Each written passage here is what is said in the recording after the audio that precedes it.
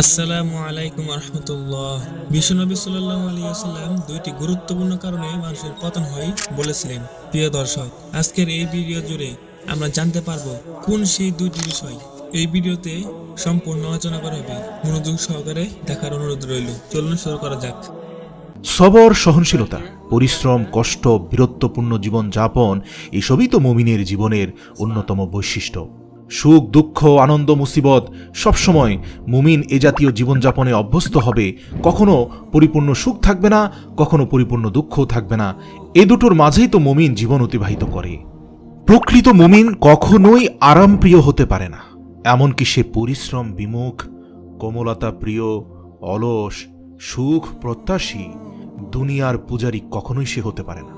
এ কারণে রাসূল সাল্লাল্লাহু আলাইহি সাল্লাম তার প্রিয় সাহাবী মুআজ বিন জাবাল রাদিয়াল্লাহু তাআলা আনহুকে যখন ইয়ামেনের গভর্নর করে পাঠাচ্ছেন, ওই সময় তিনি তাকে কিছু নসিহত করেছিলেন। বলেছিলেন, হে মুআজ, আরাম প্রিয়তা থেকে বিরত থাকবে, কেননা প্রকৃত মুমিনরা আরাম প্রিয় হতে পারে না। মিশকাত শরীফ। এছাড়াও হযরত আবু উমামা রাদিয়াল্লাহু তাআলা আনহু এর বর্ণনায় উল্লেখ করেন, সাদাসিধে সাধারণ জীবনযাপনকে বিশ্বনবী সাল্লাল্লাহু আলাইহি ওয়াসাল্লাম ঈমানের নিদর্শন বলেছেন। দেখা গেছে দুনিয়ার জীবনে যারাই আরামপ্রিয়, খুব আরাম আয়েশ তাদের খুব পছন্দ, সবসময় আরামের দিকে ঝোঁকে, তারা দুনিয়ার দিকে ঝুঁকে পড়ে, দুনিয়ার আসক্তি তাদের ভিতরে প্রবেশ করে এবং এজন্যই মৃত্যুর ভয় তাদের ভিতরে প্রবল আকার ধারণ করে। এই সকল লোকের ধ্বংস অনিবার্য বলেছেন প্রিয় নবী সাল্লাল্লাহু আলাইহি ওয়াসাল্লাম। বারবার সতর্ক করেছেন অতিমাত্রায় আরামপ্রিয় যেন মানুষ না হয়। হাদিসে এসেছে, রাসূল সাল্লাল্লাহু আলাইহি ওয়াসাল্লাম সাহাবাকে সম্বোধন করে বলেছেন, আমার উম্মতদের উপর ওই সময় খুব কাছাকাছি যখন অন্যান্য জাতিগোষ্ঠীর লোকেরা তাদের উপর এমনভাবে ঝাঁপিয়ে পড়বে যেভাবে লোকেরা খাবার গ্রহণে ঝাঁপিয়ে পড়ে।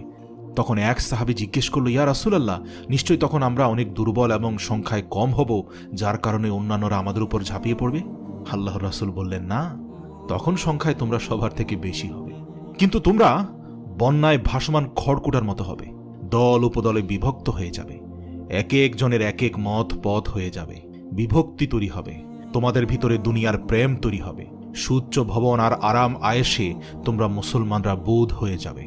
তখন শত্রুদের অন্তরে তোমাদের প্রতি কোনো ভয় থাকবে না, তোমাদের প্রভাব চলে যাবে, আর তোমাদের অন্তরে হীনমন্যতা, কাপুরুষতা আক্রমণ করে বসবে। একজন সাহাবী জানতে চাইলেন, ইয়া রাসূলুল্লাহ, কেন এই হীনমন্যতা আসবে? আমাদের মতো বীরের জাতির অন্তরে কি হীনমন্যতা আসতে পারে?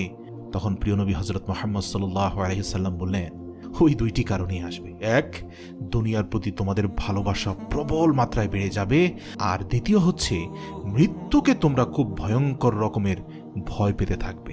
প্রিয় দর্শক, বাস্তবে বর্তমান মুসলমানদের মাঝে এই দুটি বিষয় লক্ষণীয় হারে বাড়ছে। পরকালের তুলনায় দুনিয়ার জীবনকে বেশি প্রাধান্য দিচ্ছে।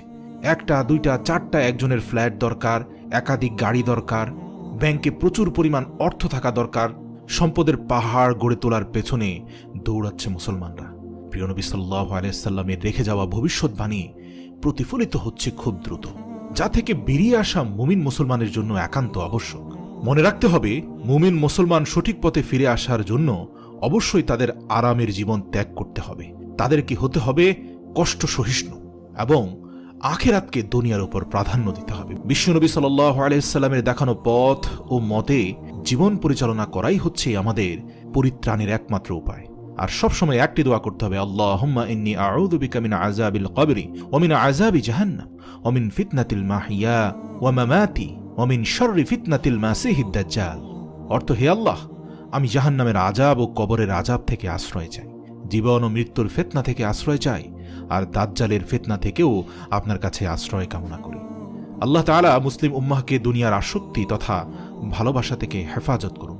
পরকালের জবাবদিহিতা, ইসলামের বিধিবিধান মেনে চলার তৌফিক দান করুন। ইসলামী জীবনযাপনে মৃত্যুর ভয় থেকে পরকালের নাজাত লাভে বেশি বেশি মৃত্যুর স্মরণ করার তৌফিক দান করুন। আমিন।